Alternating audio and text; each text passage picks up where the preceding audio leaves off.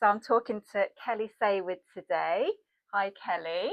Hello, Emma. Thank you for having me. And you do meditation and you do stress management and mindfulness. So would you like to introduce yourself? And then we're going to start unpicking all of these things that you do. Okay, sure. So I now call myself a wellbeing specialist and broadcaster. Okay. The specialist bit, I kind of had a bit of imposter syndrome over to start with, because I think, like anything, when you're passionate about something and you start learning things, before you know it, more things keep creeping in. So it started off with the mindfulness and meditation, which does run underneath everything I do, and I'm so passionate about it. I'm also a Yoga Nidra teacher, like deep rest, integration, and working with people one to one in that way to really kind of get into the body as well. Okay. So yeah, that's what kind of my well-being practice encompasses, because I think everyone's different. So I work with every single person differently. It's not just a one way fits all, is it? Yeah, So, yeah. So it's quite holistic. Yeah. It's physical and it's mental as well. Yeah. So you started with sort of the meditation first, and that underpins everything. Yeah. So with meditation, now I've done a little bit of meditation, but it's not something that I do regularly. And is it something that is guided? Well, there are so many different types of meditation. I mean, some people will just sit in silence and keep coming back to the breath, and that's their point of focus. I do a lot of guided meditations, particularly when people are learning. But the key thing that I say to everyone, it's so important, is that we're not trying to get a completely clear mind, and it doesn't have to be structured. Because I think with this busy world, if we have too much structure, I think it's got to be too long or there's an outcome, people are already put off. And I did the same. I didn't like it at all at first, hated it actually. Thought, oh, it's so annoying, I'm not doing it right. When actually, when I started building it up and realizing I'm just aware of things, noticing, yeah, the benefits are endless, really. Yeah, so thinking back to sort of old school meditation and the stereotypical, Buddha, the Buddha yeah. stuff. And even like years ago, I think that it's all about clearing the mind completely, which I don't think that's possible anyway. Because as you say, when you start to, focus on a breath and you start to meditate, you'll start thinking about other things, don't you? It's always going to happen. Yeah. Well, I have spoken to people who are quite far on their journey where peace mind state is a thing. Okay, so it's possible. It is possible, but I would say, in my own experience, to dive into meditation and have that at the end of every meditation, for me, it's not happened. Yeah. And I think for me, the meditation is becoming aware of whatever's there. So that might be difficulty. And they're often the best meditations, the hard ones. So you sit in meditation with your intention to come back to a focus point. The thoughts are going to come, you notice them, you come back. Feelings and emotions are then going to have space to come through that we don't really want to sit with a lot of the time, but you allow them to be there, welcome what's there, come back. And that for me is really quite a powerful meditation, where I'm just checking in with myself, like what's actually happening for me today, what am I blocking, what's being pushed down, and just giving it the space to rise up, really. Yeah. Busy lives. Sometimes we get very stressed and we don't realise why we're stressed or why we're worried about something. There's just something niggling in the back of our minds. So focusing on that could actually be, even though we might not want to focus on the negative, but that might help us through and deal with it. Yeah, definitely. Because in mindfulness, one of the attitudes is letting go. And that was always my hardest one to grasp, because I'm not very good at letting things go. Even if you have an argument or something in life, I'm always holding on to, I could have done this better, or why did this happen, and all these things. But actually, I read something, I think it was by Thich Nhat Hanh, who, did the wonderful work that he did in mindfulness, that it was, if you practice how you hold on, eventually you let go. And that really stayed with me, because I think if we really try and hold on, naturally it goes by itself. So it's quite amazing, really. I played around a lot with that. Really holding on to a thought. You can't hold on to it forever. Yes, that was quite interesting. So is it really good if you've got anger issues or something that if you're bearing a grudge or something that you're holding on to that is negative, doing that, it can be a good thing? Well, I think one interesting thing you said there, and I have also said this, when we say anger issues, Yeah. now really there are no good or bad emotions at all. They're things that we're feeling. So people will feel anger a lot of the time, but think it's bad to feel anger. Or anger is really good emotion to process. And actually, when I've been through a really hard time, even recently going through some challenges, I actually realised that I prefer sitting with anger than sadness, because when you allow yourself to feel sad or grief or something, that's really difficult. Whereas anger, you can kind of ride on that wave. It's easier, you can get sucked into it, but it does have an important place. It's like children at school.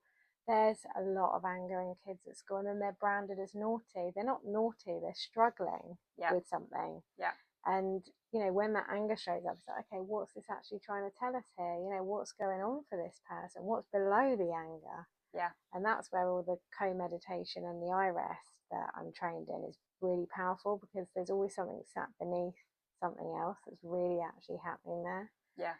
So yes, it's hugely powerful for anger. It's for everything. It's important to feel all the emotions as well. We can't just be happy all the time. No. And what you're saying about the anger or the sadness, you've got high energy and you've got low energy. Yeah. So I guess you'd rather have the high energy than the low energy. Definitely. And then, as you say, you can't sit with that for long. No. So then it's just how you manage it, or how long you stay in that high energy or the negative or whatever it might be. Yeah, and I think that's the power in meditation for me, is giving myself space to feel things. Yeah. In turn takes away stress and anxiety and pressure. Yeah. Because if you don't give yourself room to feel the things, which I didn't, I was stuck in an anxious terror state for about 20 years. Oh wow. So I know how it can just rob your time, and that's what happened with me. So now I feel the things, or even if I have an anxious moment, I'm just like, okay, what's this trying to tell me? Yeah. What's this showing up for today? And then I'll work with that. And of course I have days where I feel really angry, I feel really upset, and so it could be things that are out of our control. It exactly. could be somebody else or another situation. Yeah, definitely. And we can't do a lot about it. It's just how we manage it. Yeah. So it's learning a lot about ourselves, isn't it? Yeah, it's interesting and really difficult. Yeah, I can imagine the practice of it. It is a practice, isn't it? And it will never be perfect. But as you say, those that have done it for a very long time kind of get to that point where they can just really clear their minds. Yeah, definitely. But I guess it's what you want, or what you want to get out of it. Yeah. Well, I think we all want a bit of space, don't we? Yeah. At times, even in here, it's just like, sometimes it's just a bit much. Yeah. So let's go back. So you very briefly touched on you sort of struggled for a very long time. And is this the reason why you went into or explored meditation and the benefits and how you've turned it into, a business or doing it for other people, helping other people? Yes, essentially. So I think really the most powerful things that we come to in our lives are through when we've experienced difficulty, and then we do something with that. And I was always quite ashamed of certain things growing up. Like my mum had poor mental health. Yeah. It wasn't really talked about back then, even when I was at school. So I was a naughty child, trying to cope. And, all sorts of things. I'd, get into trouble for attention, nothing major, but, these things just because I didn't really know what was going on, and it was tough. And then when I had my own children, I realised that that's when my anxiety actually started. So when I was kind of just doing my own thing, I was largely okay.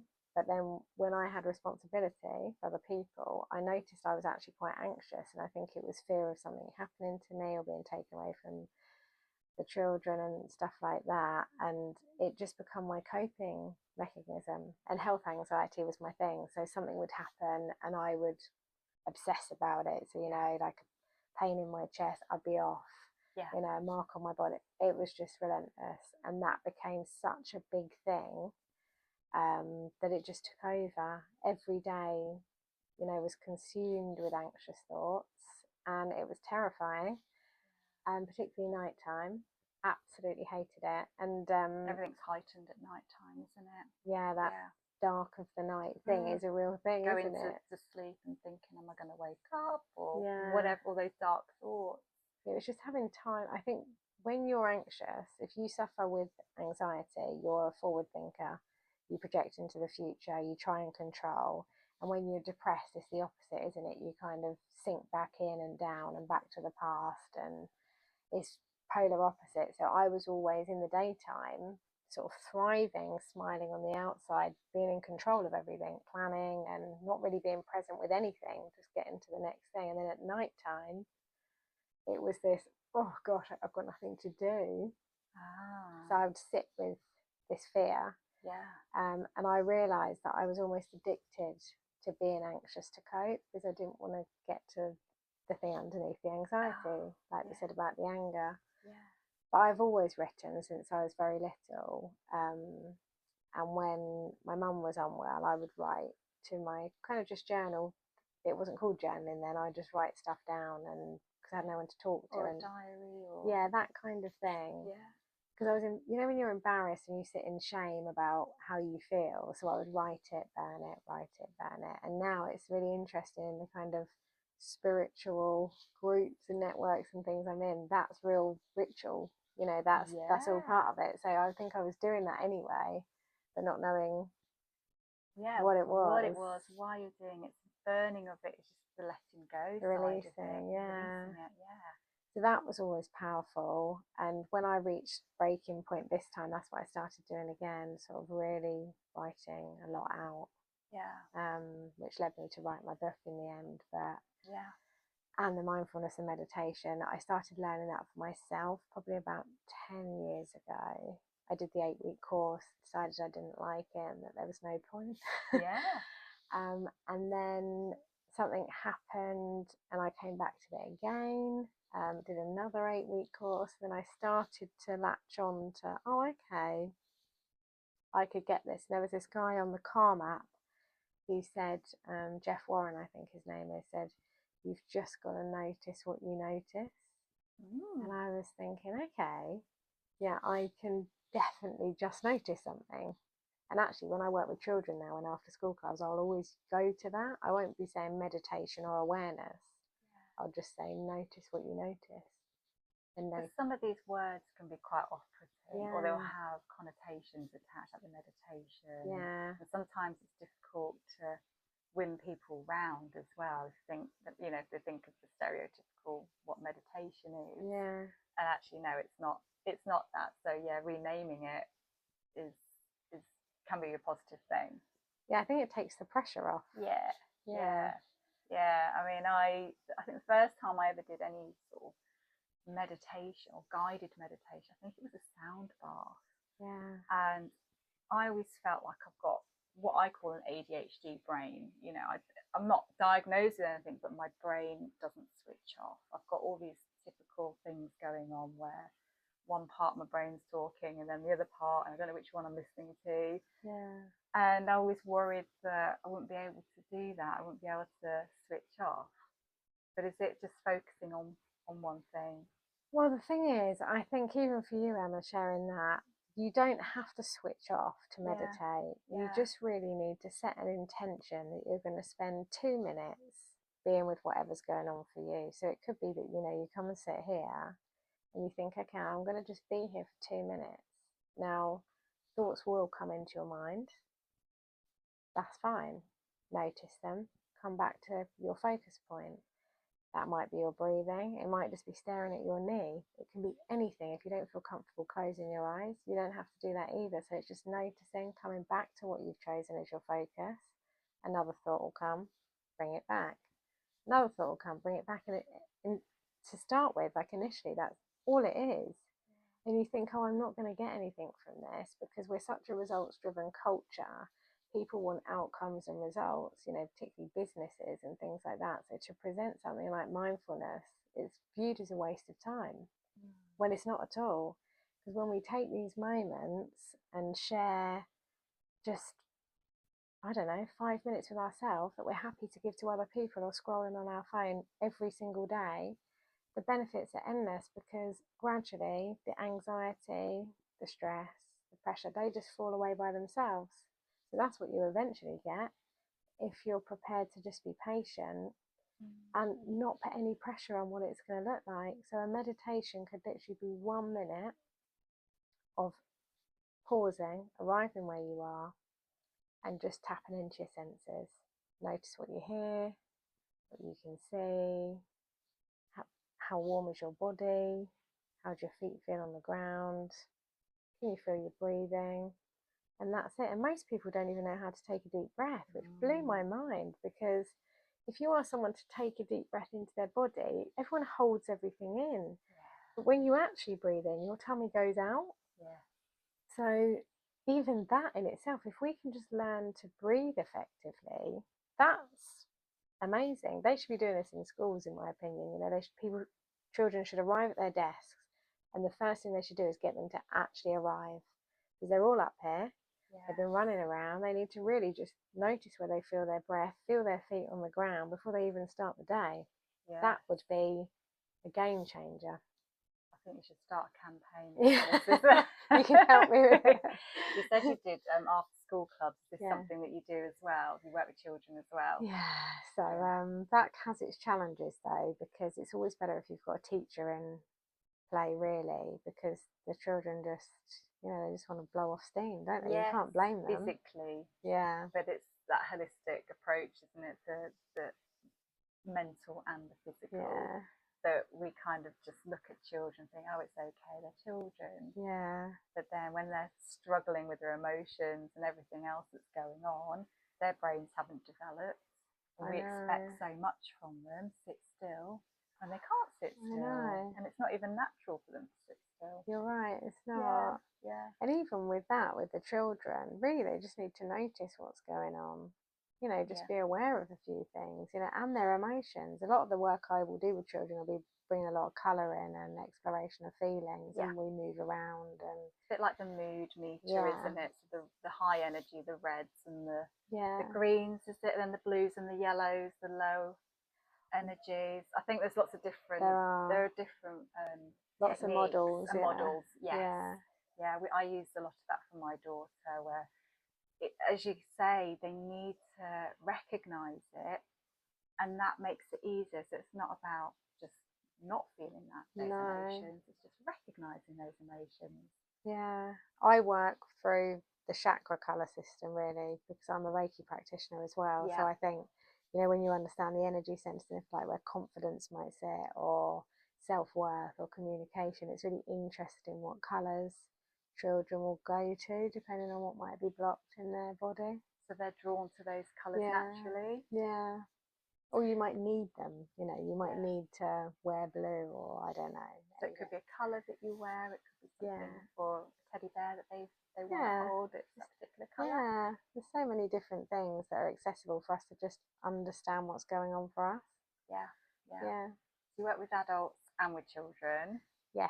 So these group sessions that you do. So I was doing after school clubs for quite a while locally, particularly when my younger daughter was still at junior school. So one of my children's left school now and one is at secondary school. But I am starting a new after school club with a different school in September, which I didn't think I was going to do for a while, because the system's a bit chaotic on how it best works for the children. But I am passionate about helping children. Really, I'd like to help the secondary school children, because that's where my biggest struggles and problems were. But I do work mainly with adults, so I run groups. I did in Marlow until the place had to close down, so that was sad. But I do them at Peterlee Manor Farm in Presswood, which I love, and just locally around the area, like festivals or talks, and I go into businesses. I will literally share this anywhere, because I'm so passionate about the benefits. And obviously I work one-to-one with people, but that's very unique to what they might need. And always in person.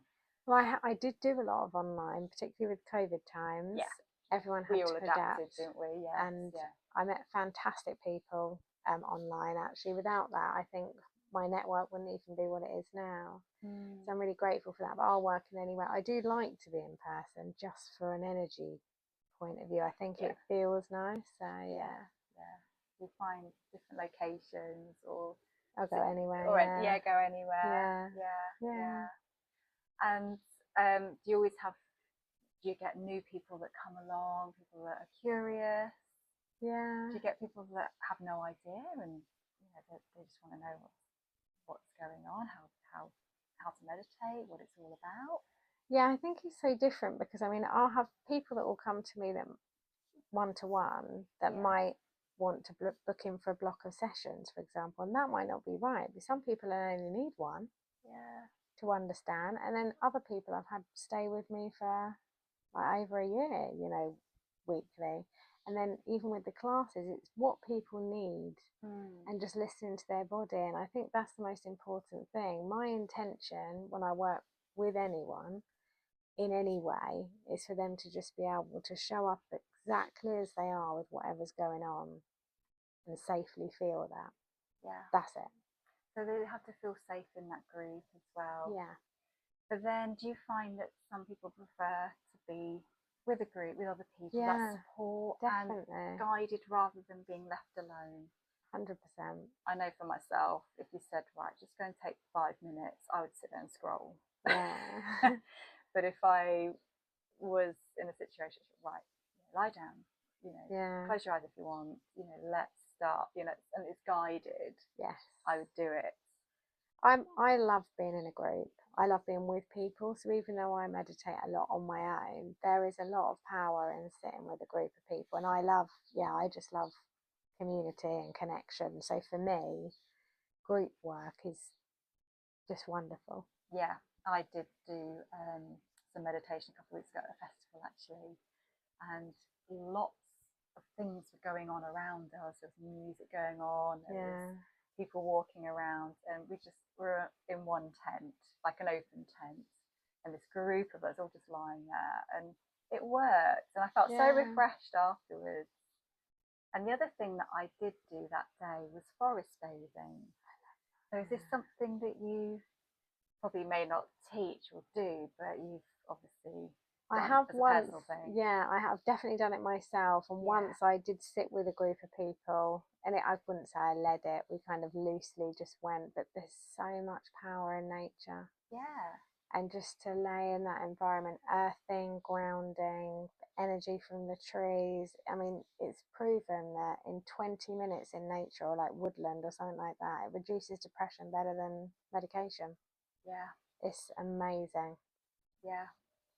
Yeah, so even getting out, and even if you can't do that as a group, go for a walk. I mean, you mentioned COVID, and that was a big thing, wasn't it? Go out for your daily walk. Definitely, yeah. I do a lot of networking, and I also do net walking. Brilliant, and it's so important for mental health, because I work on my own, and you can get very anxious, especially when you set up a business and you get the imposter syndrome, or you get the blockers, or what am I doing, or you get the overwhelm, I've got so much to do.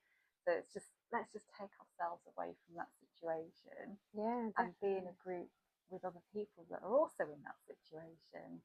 Just like going for a walk, chatting. It can be about anything. It could be business, it could be personal, it could be holidays, whatever. And you feel so much better when you get home, and more productive.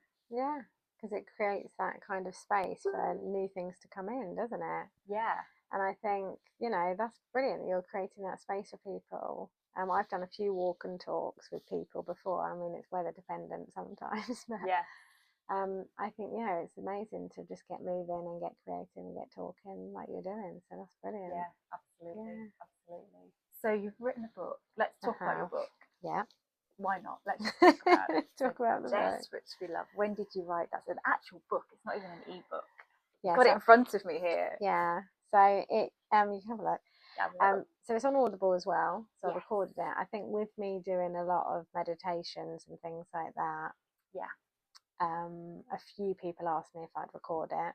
I hadn't thought about doing that to start with, but I'm kind of all or nothing. So I'll either not do anything for ages, and then when I've got an idea, if I start it, I'm off. You're hyper focused. Yeah, you're gonna do it. And I think I've been writing for what feels like ever, Yeah. But I started to write down, for me, during understanding my anxiety and what was going on, I started to write down what I felt quite some important discoveries about how I could break free from that. And then I had a couple of conversations and a card reading, and both of these people said, well, why would you have these things and not share them if they could help someone? And I got imposter syndrome. I thought, loads of people write books, mine's going to be rubbish. Why would anyone want to read it? And then I thought, well, do you know what? If it helps one person, I enjoy writing. Yeah. That's it, and just do it and have the confidence. Yeah. Was it easy to get it published? Well, I self-published it. I had an editor, so I worked with her. She was brilliant. I had a proofreader. I had someone help me put it all together. Even to the point where you have to just choose the paper and get the alignment of the book. All these things I'd never even thought of. So that was exciting. But then, I self-published it, so it's available on Amazon, Audible, Kindle. You can order it into Waterstones, on Spotify. Fabulous. So when did you write this? February. So I published it in February 2024. I was going to say, it probably took you a long time to write it. Yeah, so last year I published it in February. Oh, brilliant. Yeah. And have you got plans to write more books? Well, I have sort of loosely written a couple of things that could be books, but I just don't feel it's the right time. So that I write in that kind of way of discovery, and then when the time's right, I might pull something together. But right now, because of my own sort of changes and different things going on for me, I think maybe next year I might explore that. Yeah, it's got to be at the right time. It's got to be at the right time. But you also do audio, so you've got your show on a local radio station, Marlow FM. Yeah. What days is that? So my actual show is the 4th Tuesday. Then I do the 3rd Wednesday with a co-host, and I do drive time every week. Yeah. And I fill in for loads of shows. So I do quite a lot of Good Morning Marlow shows there, where I get to speak to interesting people all the time. You're welcome to come on and talk to me. Absolutely, yeah. And my show is actually called the Nature Nurture Show, the one I independently do, where it's talking to people about, what things we can do to nature, like in nature, like we've discussed, how we can nurture ourselves. But that covers so many things. Yeah. And I talk to loads of people. So if I cover a show, I've spoken to local chefs or people in sport and loads of different people. But it's the same with the meditation and the writing. It's just giving people a space to share their story. That's it. We've all got a story. We've all got one. No matter what our background is, what our interests are, what our business is, we've all got something. Exactly. Yeah. It's really interesting talking to different people, isn't it? Yeah. And the things and you learn from other people too. The things that they tell you. Yeah. And you want to then go away and explore that even further. Yeah. Yeah. And other things that you've done. So you do the meditation with adults and with children. You mentioned that you do yoga and Reiki. Yeah, so it's Yoga Nidra. Right, Yoga Nidra. Yeah. What is Yoga Nidra? So Yoga Nidra is essentially deep rest. So if you go into a practice of Yoga Nidra, doing that is as beneficial as having sleep, like proper sleep. So if you do a half an hour Yoga Nidra, it's almost like having 90 minutes worth of sleep. So you're intentionally just laying down in like the yoga position, Shavasana, but you're becoming aware of all the sensations in your body. So you might have experienced one if ever you've gone to a yoga class. At the end, they often lay you in Shavasana and bring awareness to your body. Yoga Nidra is really taking you into that deep rest state, that practice, becoming aware of your body, your sensations, and so you're intentionally working with that. And then you can have like suggestion and memory and things like this. So many different things you can do. It's guided. But then beneath the Yoga Nidra practice, there's so much more. So working in one-to-one with people in like co-meditation, and there's some fantastic guys that I've worked with and learned from, just mind-blowing the work they do, and where you would take people into a meditative state. It's almost a bit like hypnosis, to be fair. And you tap into a sensation in your body or something you're feeling, and then you work with that and you try and understand what's there, and you're kind of mirroring what's happening for that person, so they can just have a safe space again to be with what is. And Reiki, yes, I do that as well. So Reiki is not something I've ever had. I've never experienced it. But it's not hands-on, is it? You can ask if it's okay to have hands-on touch at points. I always do, and sometimes I will hands-on touch. Sometimes you need to, you feel. Yeah, so it's energetic. So, you know, the energy is just kind of coming through me, and then you're working. I intuitively work with that as well. So I'll always kind of set up and start as I would any practice, but then sort of you're guided through the body, and it's to bring balance as well to that internal system, the energy centers. I don't really advertise to work one-to-one with Reiki because for me, I love it. I love receiving it. I feel the people that come to me for that just do. And it kind of is just there within my work anyway, but it's not something that I wouldn't have that as my thing, but I love that work. And it's something that people have to be open to as well. Yeah, definitely. You might get some people that are quite skeptical of some of the practices. But so going in and being open to receiving what it might be. And it's really lovely. I mean, I love it. A lot of my friends, so if you want to try it, but I know so many Reiki practitioners, they're wonderful. So I'm quite lucky with that. Just having that network around you, and you must have that network around you, other people that work in the same field, the well-being field as you. Oh, I know some amazing people that do therapies that I've never even heard of. I mean, absolutely sensational people that I've discovered on this journey of work. It's just, there's so many gifted people out there sharing so much that we don't even know. And a lot of people that I've spoken to that have kind of gone into well-being as a business, if you like. Don't really like to say that, but what I mean is they've given up careers because they want something else. There's something that they're seeking, and it's not fulfilling anymore. So they might have sort of high-flying careers or jobs, or something's changed in their lives. So they might have had children, and something's made them want to change, and they want to just focus on something else. And do you find that, people that you've met? I think everybody's kind of come from somewhere that potentially isn't where they are now. I mean, my background is in property. I've run an estate agent for 20 years. So very different.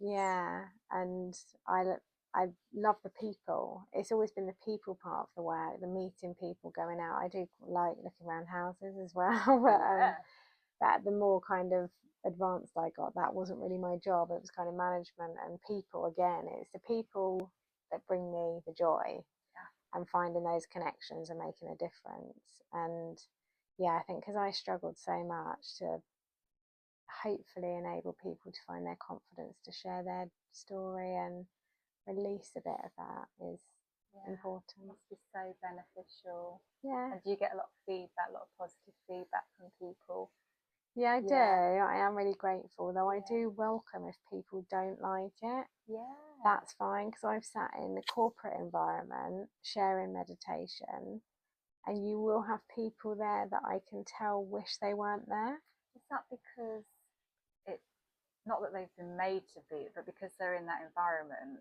Is it something that the workplace has put on for them? So they've gone along to it. And it's not something that they've necessarily chosen to do, but it's just been there for them. And they've gone along, and then it's, hang on a minute. Well, I think most people generally do get some sort of benefit, even if they don't say. But if you're working in that fast-paced environment, as we all have been in at some point, most likely, to stop, that is the most challenging thing. It's easier to keep busy and to burn out, to feel overwhelmed, stressed. That's easier. We know how to do that. I know how to be anxious like that. If someone said to me, can you think of a time you were anxious? I could go there immediately. And years ago, I couldn't find a peace state quickly. It's harder to get to that state of peace. Definitely. It's something to work on. So it just means that people like you are very important. And like you, like us all. I think it's us all. I think it's, everyone's got something to give that's different. And it's like that quote, comparison is the thief of joy. We all worry. I mean, there's loads of people in this wellbeing world. There's billions of people that deliver meditation and mindfulness like me. But we all do it in our own way. So there's a place for all of us. And right at the start, and even with my book, I think, oh, if everyone thought that, well, we'd only have one book on the Nobody shelf, would do it. you know. It's a Yeah, classic imposter syndrome. We keep hearing this term, and it's true, isn't it? it's real, yeah. But then sort of learning the resilience, learning the why. It's always about the why. And I think if we go back to that, that's our passion, isn't it? And that's what drives us. Yeah, and those values, I find I say that a lot to people, and I often come back to mine. I think when you remember your values, you live by them, you can't go far wrong. Yeah, it's just remembering. So finally, your website or your business, or it's Room 478. Yeah. And I had a very quick look at your website, and it's the 478 model. What is that? Well, we can do it right now if you Can like. we? Yeah. Okay. So I was going to take you into meditation, but that might have been a bit long. I was just wondering if people are listening to this driving along, it's not going to impact. No, I always do a mindful minute on my radio show. Okay. And I always have to do that. If you're not driving, you can close your eyes. Okay. But with the 478, it's essentially a breathing technique. So it's a mindful thing. So it's all you would do. You don't even have to close your eyes. Okay. So you just become aware of your breathing. Yeah. So just notice where you feel your inhale and your exhale. So then your tummy's expanding when you breathe in, retracting as you breathe out. Then when you're just aware of your breath, we're just going to do a breath count. So 478 is breathing in for 4, hold for 7, breathe out for 8. Now that's quite long for someone if you haven't done it. It was the only thing I could do when I couldn't sleep. So that's why it was so important to me. But I'll come back to that in a minute. So we'll try breathing in for 4. So breathing in, holding, and then slowly exhaling.